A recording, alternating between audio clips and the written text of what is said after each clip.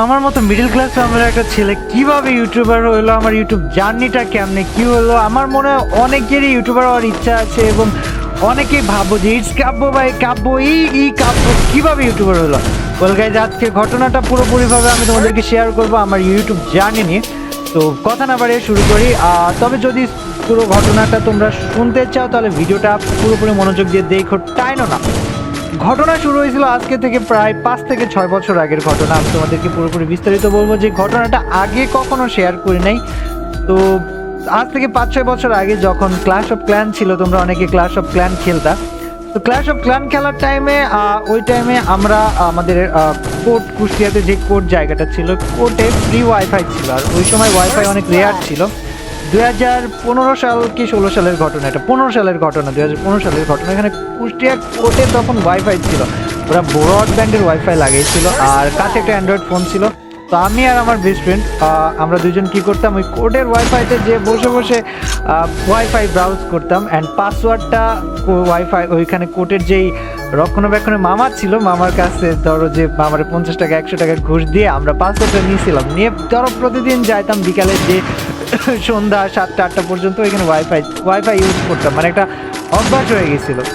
এখন wifi use করতে করতে আমরা তখন সিওসি খেলতাম, ক্ল্যাশ অফ ক্ল্যান খেলতাম। তো ক্ল্যাশ অফ ক্ল্যান খেলতে খেলতে একদিন ক্ল্যাশ অফ ক্ল্যান বাদে অন্য গেম খেলবো এরকম ইচ্ছা হইলো। তখনও মনের ভিতরে ইউটিউবার হবো বা ইউটিউবিং করবো এরকম কোনো ইচ্ছাও নাই। তো সার্চ করতে করতে আমার বন্ধু ও একটা গেম খুঁজে বের করলো। আর ও হচ্ছে টেকনিক্যাল সাইডে আমার থেকে অনেক প্রো ছিল, আমার থেকে অনেক বেশি জানতো। তো ও টেকনিক্যাল সাইডে যে সাজেশন দিত আমি মানতাম। তো প্রথমে একটা গেম বের করলো, প্লেয়ার্স ব্যাটল গ্রাউন্ড খেলার পরে কোনটার বিষয়ে কথা বলতেছে বুঝতেই পারতেছো। সো প্লেয়ার্স ব্যাটল গ্রাউন্ড আমরা আমাদের ফোনে ডাউনলোড করলাম, ডাউনলোড করে খেলতে গেলাম।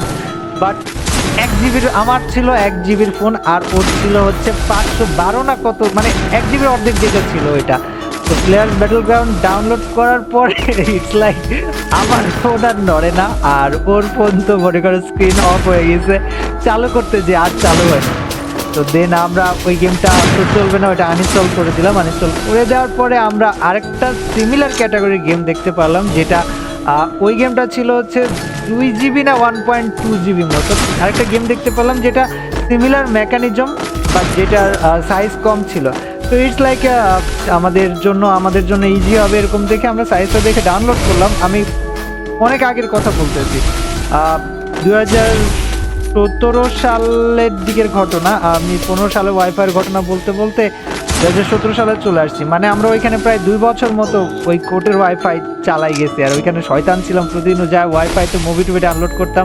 তো আস্তে আস্তে এরকম সিওসি খেলতে খেলতে গেমের প্রতি অভ্যাস হয়ে যায়। সো দেন ওইখান থেকে আমরা ফ্রি ফায়ারটা ইনস্টল করলাম। তখন আমার 1 জিবির ফোনে ফ্রি ফায়ার ইনস্টল করে আমরা প্রায় 1 মাস মতো ফ্রি ফায়ার খেলছিলাম।